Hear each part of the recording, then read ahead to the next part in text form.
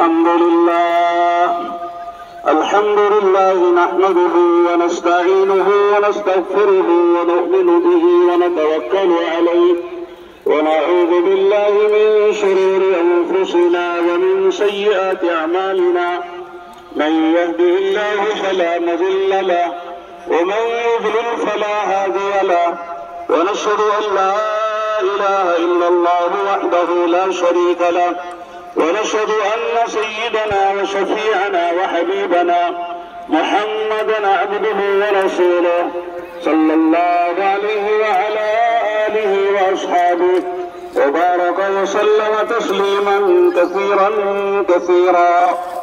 أما بعد، فأعوذ بالله من الشيطان الرجيم.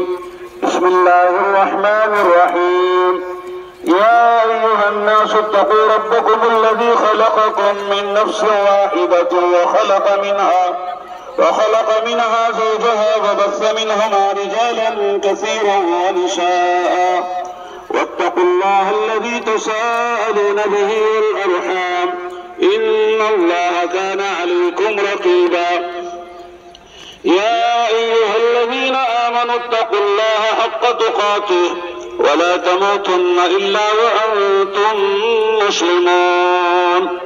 يا أيها الذين آمنوا اتقوا الله وقولوا قولا سديدا يصلح لكم أعمالكم ويغفر لكم ذنوبكم، ومن يطع الله ورسوله فقد فاز فوزا عظيما. وقال النبي صلى الله عليه وسلم: تنكح المرأة لأربع: لمالها ولجمالها ولحسبها ولدينها، فاصبر بذات الدين تربت يداك. وقال النبي صلى الله عليه وسلم: النكاح من سنتي. وقال: فمن رغب عن سنتي فليس مني، أو كما قال رسول الله صلى الله عليه وعلى آله وأصحابه وبارك وسلم تسليما كثيرا. जनाब नौशाह मुकब्बिल अली इब्ने इलियास साहब, मैंने जनाब नूरुल अमीन साहब की वकालत से 36,000 रुपये महर मुअज्जल के वक्त 35,350 अदा हो चुके हैं, 650 बाकी हैं।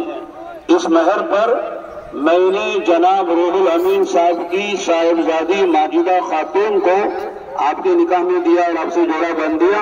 क्या आपने रूहुल अमीन साहब की साहिबजादी माजिदा खातून को अपने निकाह में कबूल किया? अरे वो को बोलो, इतना में बोलो तो कैसे होगा? अरे कोई माइक तो नहीं। मैंने कबूल किया अपने निकाह में, बोला। बारकल्लाहु लकुम व बारकल्लाहु अलैकुम।